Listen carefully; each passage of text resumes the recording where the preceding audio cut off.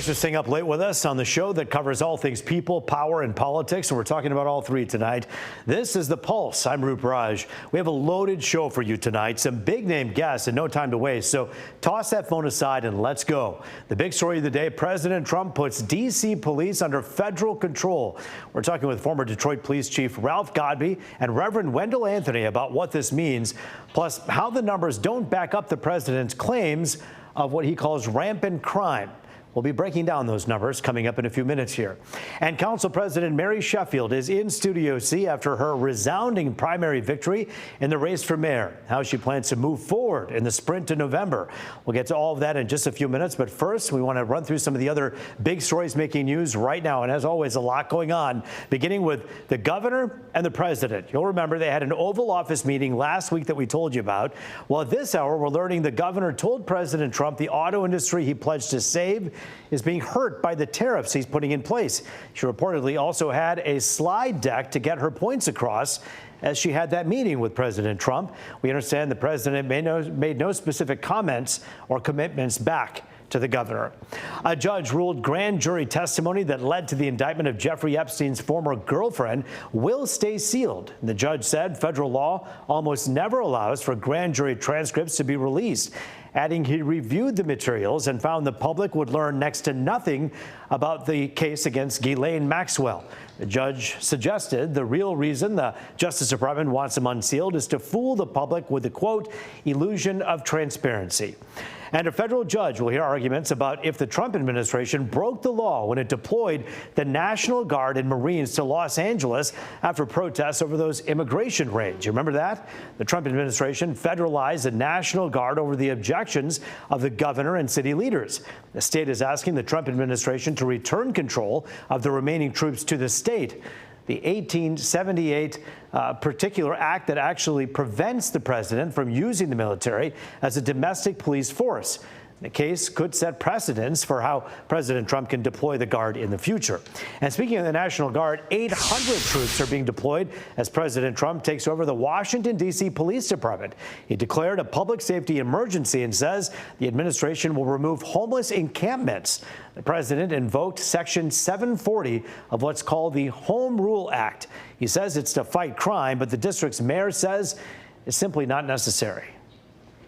Our capital city has been overtaken by violent gangs and bloodthirsty criminals, roving mobs of wild youth, drugged-out maniacs and homeless people.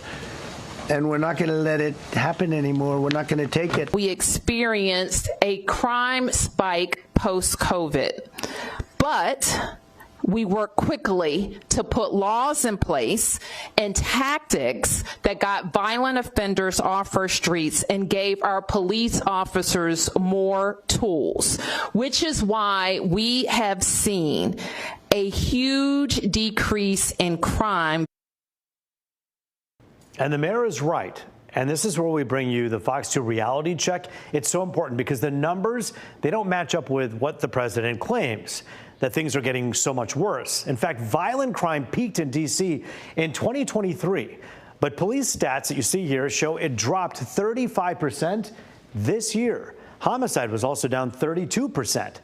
And keep this in mind, sexual abuse down 25%, assault with a dangerous weapon down 27%, and robbery was down 39%. And before you say, wait, Roop, those are last year's stats, that trend is continuing this year. Check this out. From this time last year to now, overall violent crime is down this year as well. So far, homicide, sexual abuse, assault with a dangerous weapon, and robbery, all of them are down. And we dug even deeper. Property crime is also down overall as well. So now the question is, everyone's mind right now is, hey, what does the federal takeover really mean? And how much rights do the feds have when it comes to all of this? And what rights does a mayor have when it comes to this? Former Detroit Police Chief Ralph Godby of Detroit is in Studio C with us tonight to break it down. He's a law enforcement expert and someone who has spent many years with the badge proudly worn on your sleeve. And so we thank you for your time here today. It's great to be here, Ruth. So let's talk about this. You have this act that the president is enacting, essentially saying that I have to take care of our own. It is the president's right to enact this, yes, but do you believe it's necessary? Well, it's his right, but is it the most expeditious thing to do? Does it make sense? And to me, it's subterfuge. Because if you look at the crime numbers in major cities across the country, and particularly those in cities led by black mayors, there have been remarkable drops in crime. Baltimore, Birmingham, Alabama, you name it, Washington, D.C., as we speak. To take an anecdotal situation where someone that he's familiar with was carjacked, and then the person that did it was detained and is in custody. And to use that as a ruse to tell the country that federal law enforcement is now going to take over D.C. And the thing that was most alarming to me is the fact that Pam Bondi really has control over the Washington, D.C. Metropolitan Police. I think it's foolish. I think it is a tragedy waiting to happen, because you could not possibly have the level of coordination you need from different agencies. You have federal, you have state, you have local. Now, so yes, can he do it? He can do it for 30 days. That's the legal limit. He can do it. Then he would have to get authorization from Congress to carry it further. But if you look at what happened in Los Angeles, you're taking a shotgun to kill a fly.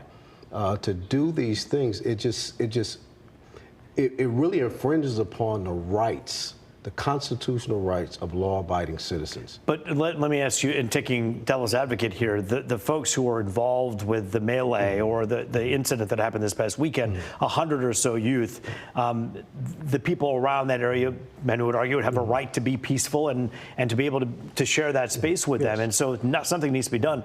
Do you believe that this police department, without the federalization, has a good grip on crime, even looking at numbers or not looking at numbers? Well, I'll put it this way. The concern from the president rings hollow when he pardoned close to 1,500 people that created the largest melee that this country has ever seen outside of the Civil War, when insurrectionists, they breached the Capitol. They defecated in the Capitol. They carried Confederate flags. So to me, for this president to feign concern about crowd control, it just rings very hollow to me. When you take a look at kind of the deeper issue here, when this president is saying things like, hey, I'm going to federalize this, I'm going to militarize this, is he testing the waters and putting his toe in the water to see how far he can go when it comes to using his powers? He's not putting his toe in. He's he's diving in, and he keeps testing the elasticity of the American public's ability to say, well, this is a step too far. But the guardrail that is put in place that he can't dive all the way in is the 30-day expiration, at which time Congress has to figure this out. So he's trying to see, hey, if I get my Republican Congress people to agree with this, and perhaps there's something further he can do, yes? Yes, but that's a very limited scope, because even in this 30-day period, there's also a requirement that an articulable emergency exists. So if you look at declining crime numbers, it's hard to make the case that this is an emergency situation. And then let's say the quiet part out loud. These are black and brown, predominantly run cities.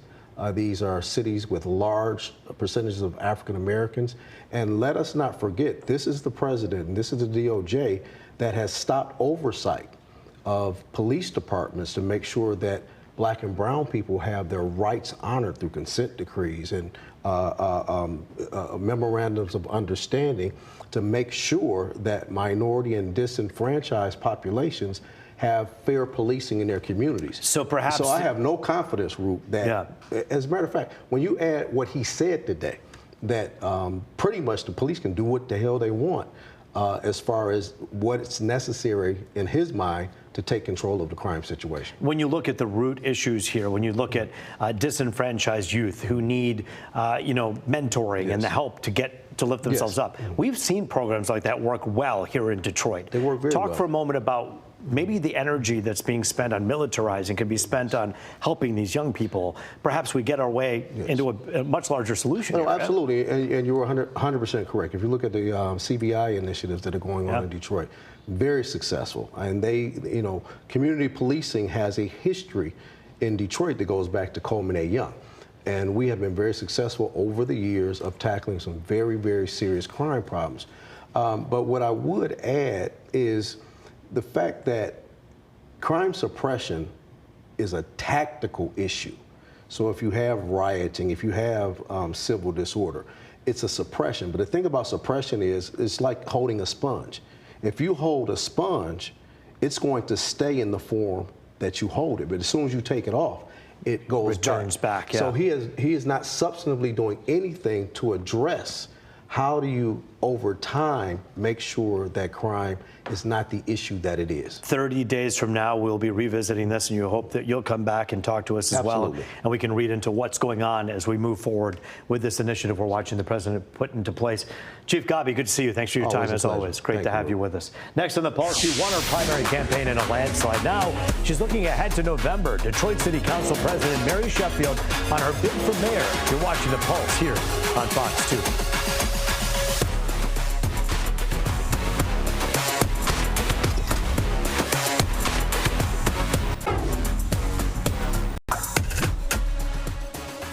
Back now on the Pulse, looking at all things people, power, and politics. Here to talk about her campaign for mayor after a huge primary victory, Detroit City Council President Mary Sheffield.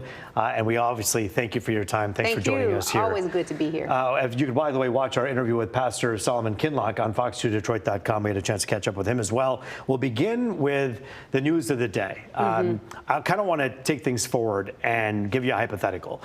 You, let's say, become the mayor of the city of Detroit.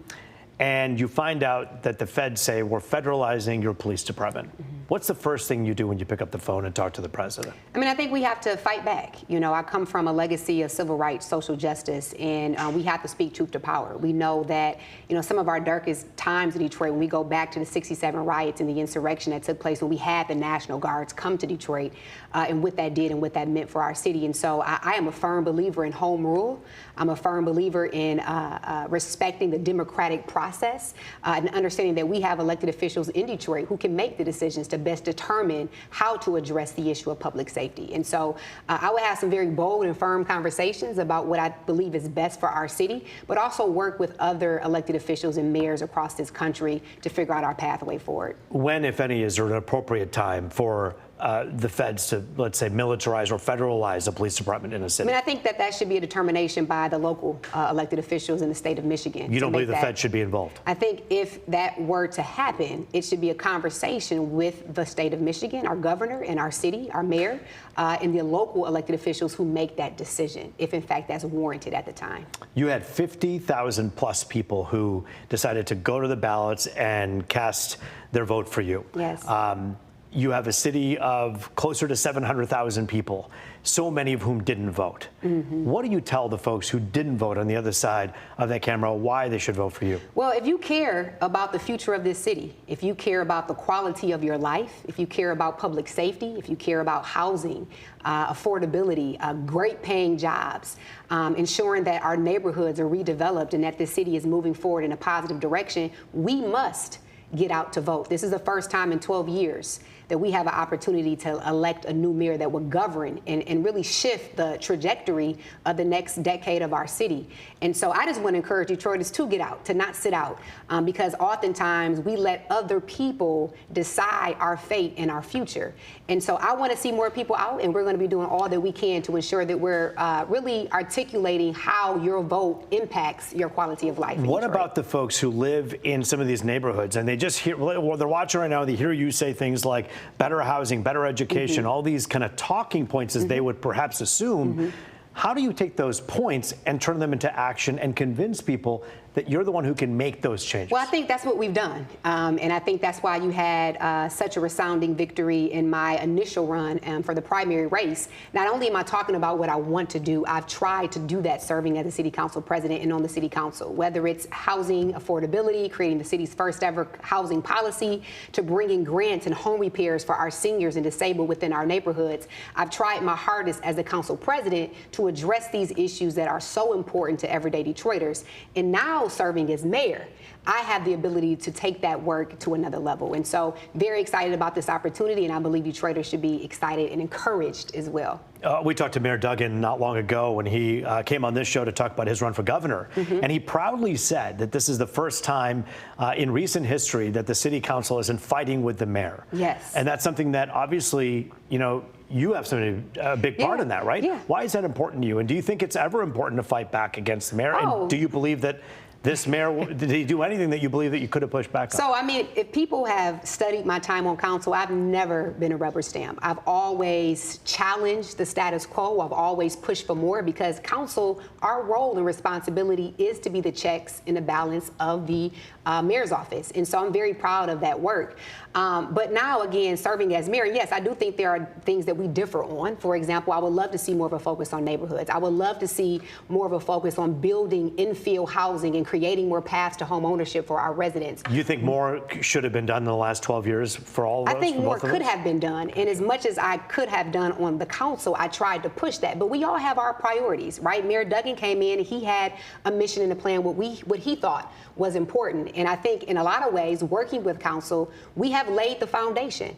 We've cleared blight. 47,000 residential blighted structures were in place. Now we're down to 3,000 left. And so the foundation has been set in a lot of ways to rebuild our city. And now I have the opportunity to come in as the next mayor and really build on that foundation that we collaboratively have worked to. What do you tell the followers of Pastor Kinloch, your opponent in this election, who think that because he is in his pastoral role, understands kind of the pulse of what people are feeling on the streets more so than a politician? Well, I would say I'm not sure where they've been, but I'm always in the community. Boots on the ground. I am always accessible, engaging. My position has never stopped me from connecting with our residents. And that's one thing that I think has separated me in a lot of ways, is that people know me as a grassroots, from the suites to the streets, elected official that is always engaging and connecting our communities to the resources that they need. Final question, the biggest crisis that Detroit faces that no one sees coming? Well, we know that we're going to have to do a lot more with a lot less. We have ARPA funding that is running out. The political climate has changed drastically. And so we've already been very, very clear that we will have, similar to what the state of Michigan has, a chief growth position where their main focus is to figure out how we diversify our revenues and how we grow our population. We have to figure out different ways to bring money to Detroit to address the various needs that our residents have, whether it's infrastructure, housing, home repair grants, our neighborhoods, and we have to be innovative and creative in doing that. 80 plus days to go, and we obviously thank you for joining us on the Pulse. Thank you. Should we move forward with the debate here, we hope that you'll be here to join it. I'll be here. Councilwoman, good to see you. Thank you. Mary You Sheffield with us on the Pulse tonight. We're bringing in a well-known civil rights voice right after the break, really across the country and here in Detroit. Reverend Wendell Anthony on the Fed's takeover over D.C. police, and also a little bit of what he thinks is going on in Texas. What's behind all of this and what are his fears? Next on the Pulse.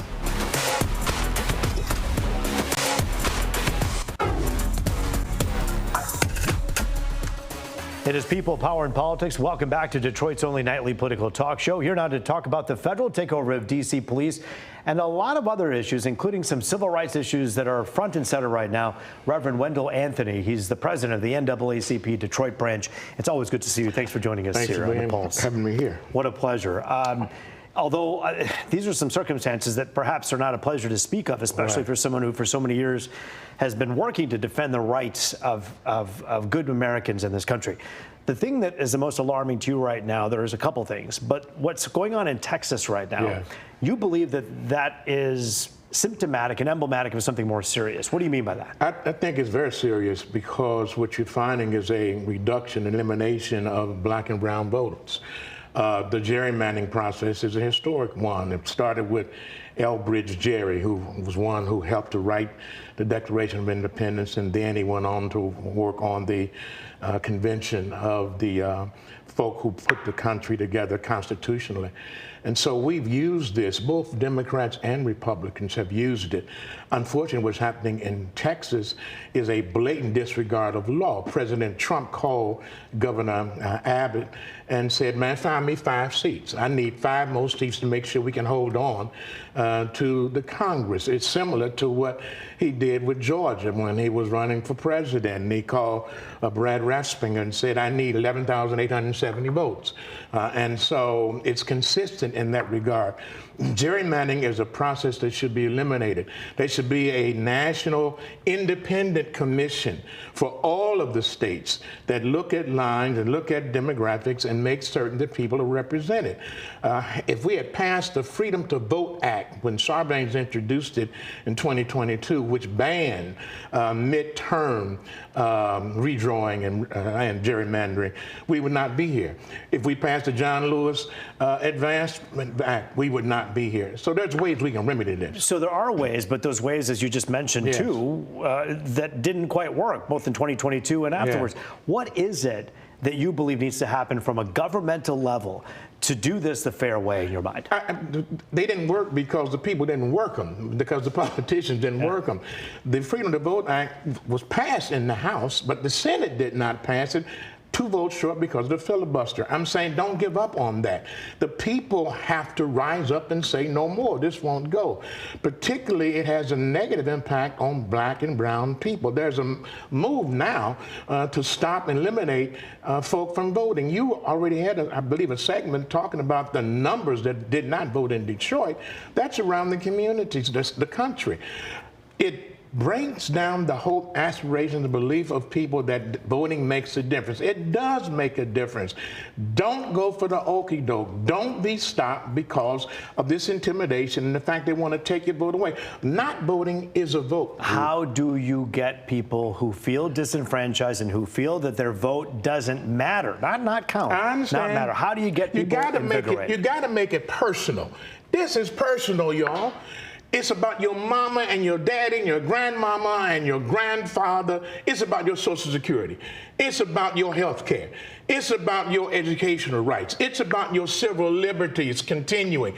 It's about all those things that make it's about who the judges are going to be that you stand in front of. That's right. Some of y'all got a case right now. You want the judges to reflect and be sensitive of the communities that you come from. They are elected and appointed. The Supreme Court has 3 justices that have been appointed by Donald Trump, who is in fact a 34-count felon. He has the possibility of appointing 2 more if folk retire. So it does make a difference. Your life is based on voting. Don't say it doesn't matter, because it does. Vote like your life depends upon it, because frankly, it does. Gavin Newsom, the governor in Yes. California, is basically saying, you know what, if you're going to play this game in Texas, we'll play it in California and we'll even it out. And fair Kathy game? Holcomb saying the same Fair thing game? in New York. That's fair game, yeah? It is fair game, Rube. I don't like it. You don't like it. Others may not like it. But the bottom line is we can't wait for the guillotine to fall on our neck and chop our heads off. We got to stand up to this situation. We have 30 seconds left. What needs to be done in your mind about the situation as it stands in D.C. right now with the federalization of the police? Do you think that there's a remedy, or do you believe in 30 days Congress will meet this and it'll meet its end? I don't trust this Congress to do anything other than to follow the lineage of Donald Trump. The fact that they have to follow the law. D.C. is not a state. So Donald Trump does, according to the law, have the right to do what he's doing. But I think it is a prelude to the introduction of the Insurrection Act. It's a prelude to martial law. If he can do this here, if he can do it in L.A., if he can do it in D.C., he may come to Detroit. He may come to New York. He may come to St. Louis. He may come to other cities where black and brown people are of a significant number. And so don't go for this. Crime is down in Washington, D.C. We will ask people to talk to their lawmakers, because the only people who can affect any change are the people in those hollow chambers. Right. We'll keep watching it very carefully, and we'll have your voice here as well. Thank Dr. you. Reverend Wendell Anthony, good to see you. Appreciate you, Rupe. Thanks for joining us here on The Pulse. And we are out of time. That is The Pulse for tonight. I'm Rupe Raj. As always, it was great to be with you.